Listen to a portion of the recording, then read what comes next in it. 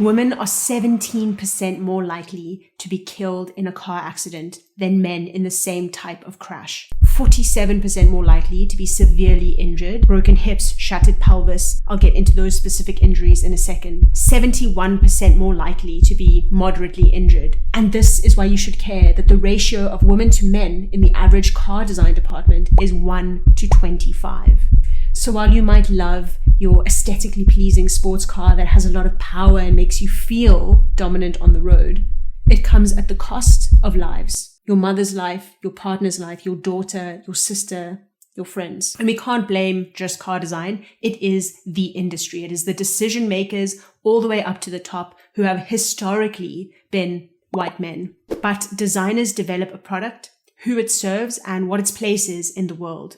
And of course, if something doesn't affect you in a visceral way, you won't compromise the things that you do value. That's human nature. This is the tip of the iceberg. It is one of many reasons that we should care who is involved in car design and the industry as a whole. This video is going to unpack an example from the past, why women are more severely injured than men, and it's going to look to the future. So you know, and I remind myself why it is imperative to have more women working within this industry and more people who are different, people from different socioeconomic backgrounds and different cultures. Despite the fact that products, cars roll off the line every day, every minute, hundreds of them, they work.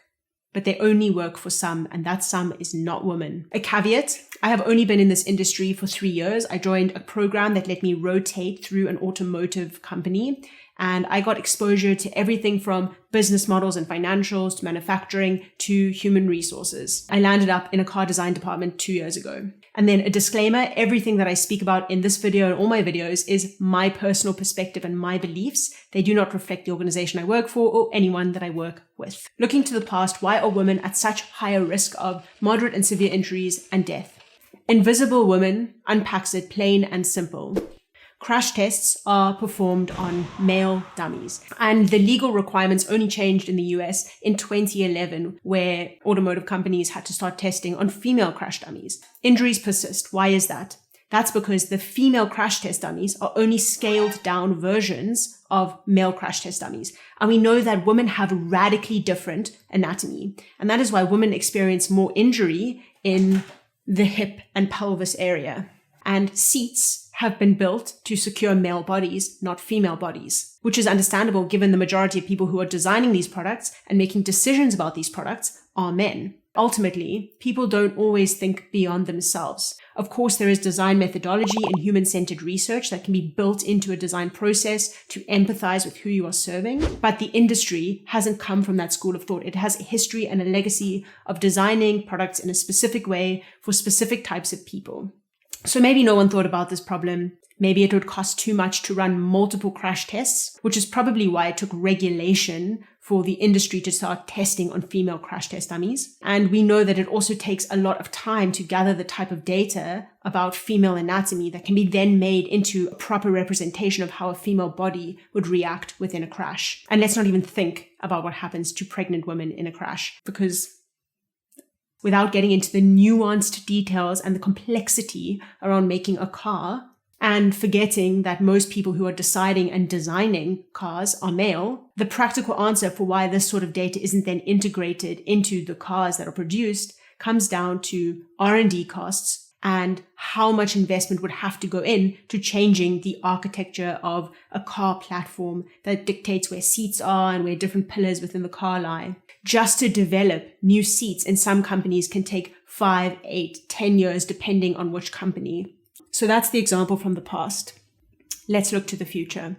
The industry has not been friendly to the planet.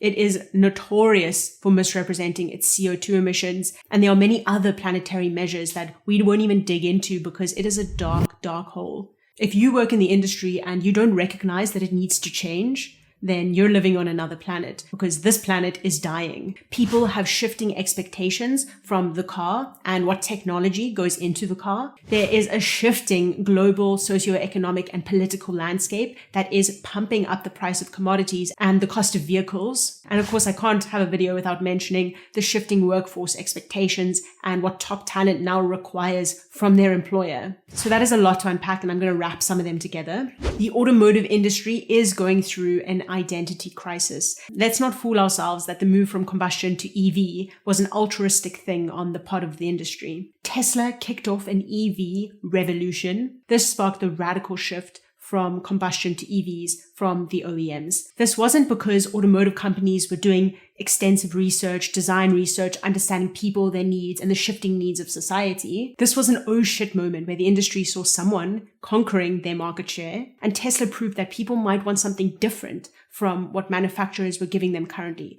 They didn't just want bigger, more chrome, more tech. At top of all of that, Tesla has the advantage of not being bogged down by legacy systems, processes, and factories. Big auto companies don't only have to change their strategy, but they also have to deal with all of the legacy that they have running behind them, as well as the legacy mindset of people who are in those companies, people who have been working in the industry for years and cannot conceive how to do things differently. And I can see the corporate gears ticking. In this time of crisis, we need decision makers who can act quickly. We need Jimmy and John because they have decisive thinking. They'll know how we differentiate ourselves from other OEMs when everyone is after aerodynamics and the cars all designed the same. Ultimately, cars are products, and those products are there to solve a problem. Just like this mug, it is retaining a lot more liquid than what I could with my hand, and it's got a handle so I don't burn myself if the liquid inside is too hot. That is serving a purpose. It's executed in a different way from maybe another cup. Ultimately, we'll get to the same place in the end. Most of these companies have the same people working on the product, the car, as they did for the last 10 and 20 years. And now that the industry has shifted from combustion to electric, those same people are thinking about the product in the same way. And I'm not saying that people of one demographic can't empathize with people of another demographic, but then you need to have a very specific skill set and you need to follow certain processes and methodology to ensure that you are gathering as much customer insight as you can so you can then develop a product that serves people's needs. The example from the past, female crash test dummies, is a clear one that says that sort of research, that sort of integration into the product was not present. If it wasn't present before, is it present now? My reflection from IAA 2023, a mobility show in Munich, is no. The industry, its identity crisis is playing out with bigger SUVs, cars looking very much the same as their combustion counterparts, and people not even knowing that they should be valuing something different. That is the role of a designer, to uncover people's hidden needs and desires so a product can serve them. And the salient point from that auto show is SUVs are getting bigger. There is more functionality and technology being put into the car to a degree that is overwhelming, but also electric. Did we swap combustion engines for EVs that have even more things taken from the planet and put into them? My point here is that this is a pivotal moment for the industry. It is a point in time where it can do things differently and it can bring in new voices to make that happen. It was needed before when women were dying, and it's needed now. It is imperative because our planet is dying. And it doesn't have to be as extreme as planetary death and individual death. There are also needs from people that are not being served. A few examples that come to mind.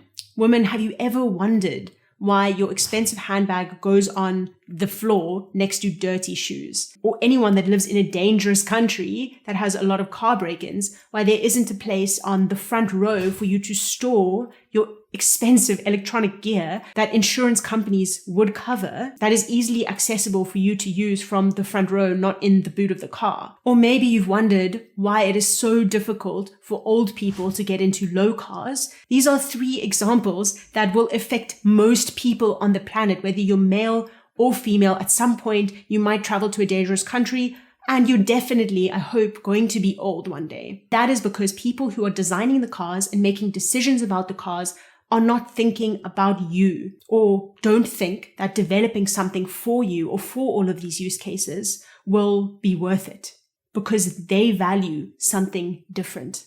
And the ironic part is that if the products were actually developed to serve people in their specific needs, they would have a product that would do far better than the mishmash that I'm seeing in the industry right now. Ultimately, the products suffer. Whether you're a male or a female, your car is not the best product. And the sad part is we don't even know how good the product could be because it is so rare that a balanced team works on a car program. And maybe there are even a few different demographics, women, different socioeconomic backgrounds and cultures sprinkled into the design process. If the organizational process does not enable designers to challenge things, to shine, to fail, then can they really raise their perspective? Let alone convince decision makers in the wider business who have done things one way for so long that a different way is a better way.